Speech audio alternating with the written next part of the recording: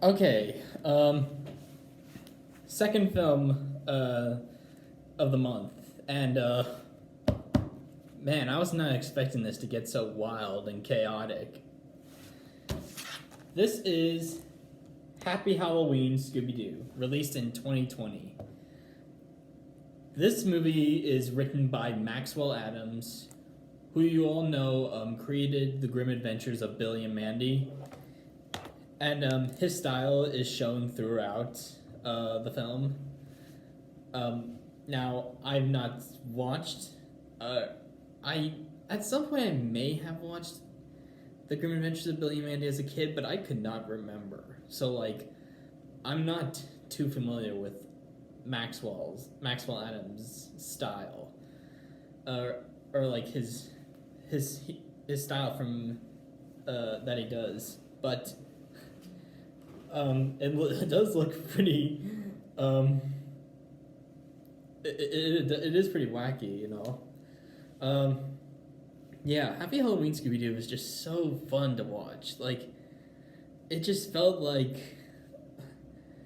it's.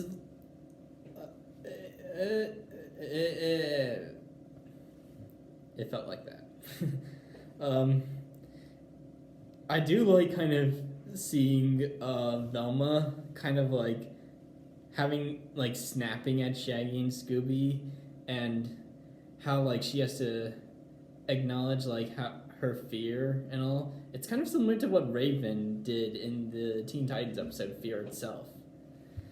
The animation is just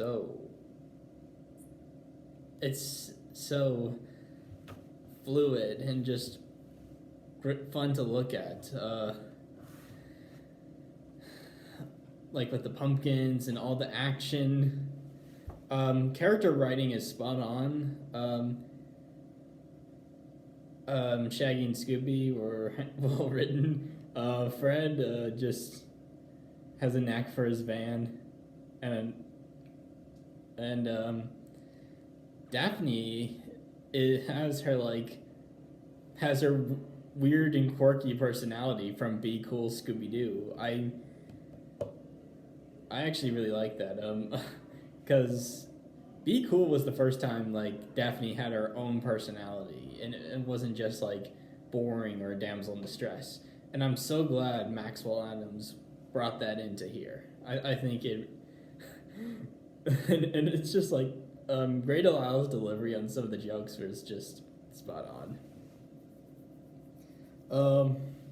Same thing with Frank Welker, Kate McCucci, and Matthew Lillard. They also deliver great performances, as well as the guests, Elvira and Bill Nye.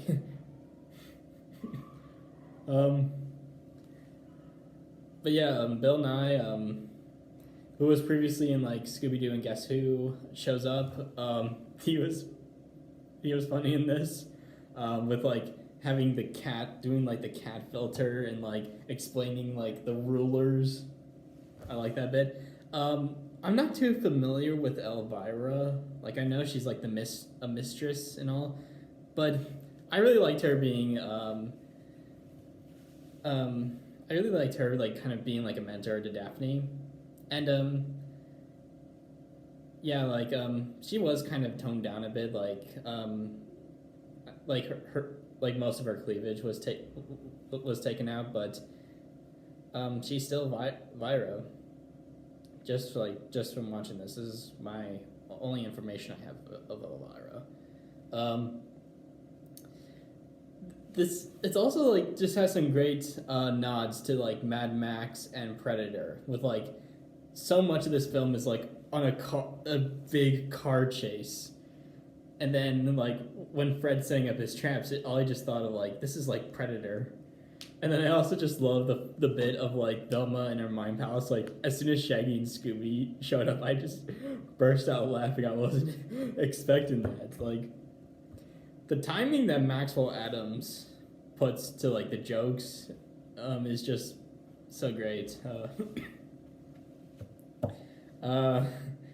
That it's also just crazy. Like, Scarecrow shows up. Like, it's just like Scarecrow from DC Comics is just here. Like Warner Brothers has such a big like toy box. Like it's like with Free Guy, how they brought in like Star Wars and Marvel references in a film that was made by 20th Century Studios.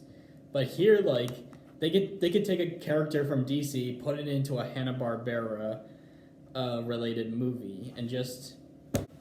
But yeah, Happy Halloween Scooby-Doo is just such a fun watch. Like I recommend, like anyone who's watching this, like watch this. Like if you haven't seen it, and if you have seen it, then like I suggest making a tradition to watch it every Halloween. It's fun. It's just so much fun. But yeah, and this is just like the start of what I have planned for the horror stuff for this month. Like these are more tame. What we have next, it's gonna be much more crazy, wacky, whatever kind of word. And our next film we're gonna be taking a look at, all I can say is that it came out a couple years ago. It came out the year prior to Happy Halloween Scooby-Doo, but all I'll say is that it's like a mindfuck.